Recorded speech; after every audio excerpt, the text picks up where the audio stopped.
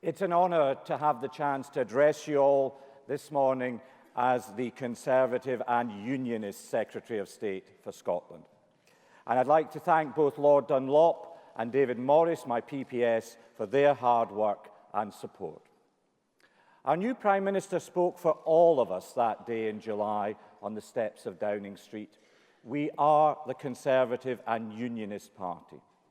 I believe with all my heart in the preservation of the Union. It is indeed a precious, precious bond, and that bond has never been more important. Because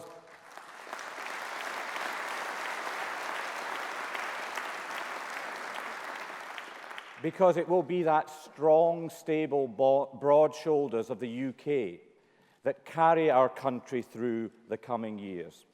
We can't and won't provide a running commentary on exiting the EU. But on one thing I want to be absolutely clear. We will negotiate as a United Kingdom, leave as a United Kingdom, and face the future together as the United Kingdom.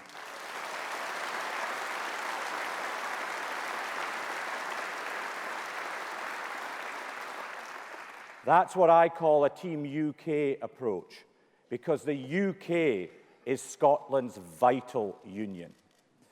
Earlier this year, we passed the Scotland Act 2016. This devolves new powers on tax and spending that will see Holyrood become one of the most powerful devolved parliaments in the world.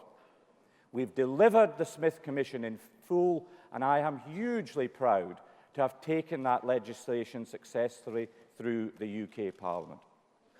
As these powers come in, the Scottish Government will have new freedom to cut taxes or to raise them, to attract businesses in or drive them away, to trap people on benefits or support them into work. I may not like that the SNP want to tax families and businesses by £1 billion more than in England, but that is their choice, and they will have to account to it to the Scottish people at the ballot box.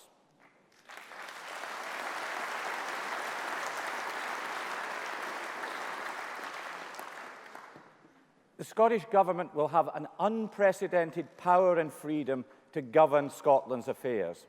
But crucially, Scotland will retain the benefits of the UK's broad shoulders. It's the Chancellor and UK Treasury that can guarantee the future of Scotland's European structural and investment funds projects. For Scotland, that will be worth, on average, £200 million every year until we leave the EU. It's the UK's balance sheet that keeps borrowing rates at historic lows when the Scottish Government's deficit balloons to almost 10%. It's the UK's pooled risk that means the Scottish Government can increase spending by over 3% when their tax revenues fall by over 5%. The UK is investing in city deals like Glasgow, Aberdeen and Inverness. The UK has delivered the biggest boost to the oil and gas industry in over 20 years, and the UK has introduced the national living wage.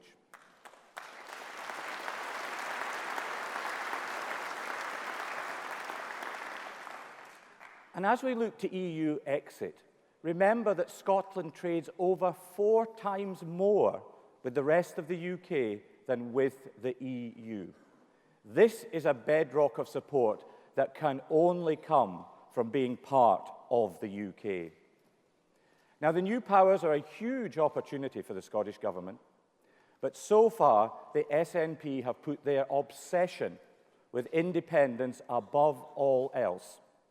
They've abandoned the day job, and Scotland is paying the price. They spend their time doom-mongering about Brexit and using it as an excuse to threaten a second independence referendum. That's not what the people of Scotland want.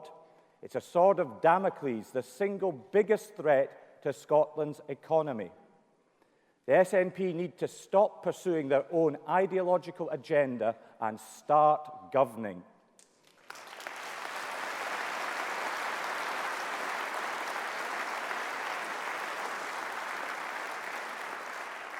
They've come to think that they have a divine right to hold power and not to be held to account. We know they don't. And now we have Ruth Davidson and our fantastic team of 30 MSPs to prove that.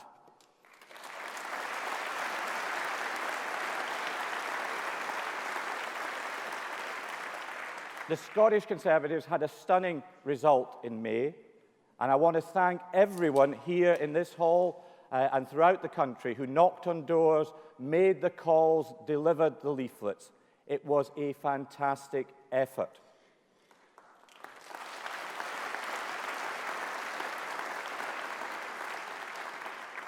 We overtook Scottish Labour as the main opposition.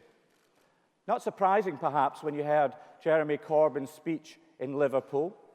He didn't mention the Scottish Labour leader, Kezia Dugdale. He didn't even mention Scottish Labour. Worse still, he didn't even mention the union.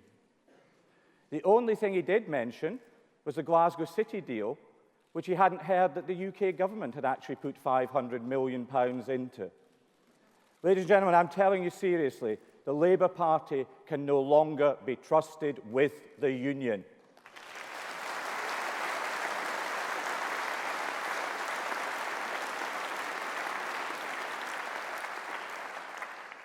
Now, every day in Holyrood, it's Ruth and the Conservatives holding the SNP to account. So we're now a strong opposition at Holyrood and a strong government in Westminster. Together, we're standing up for the union.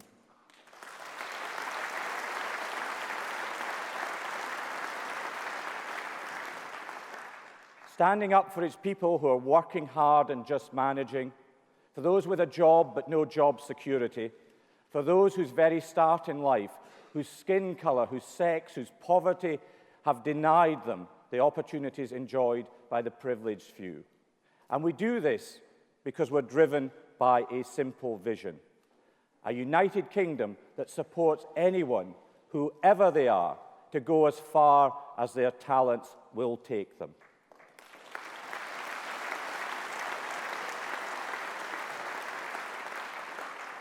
That's what this government and this party are about, and I'm very privileged to play a part in that.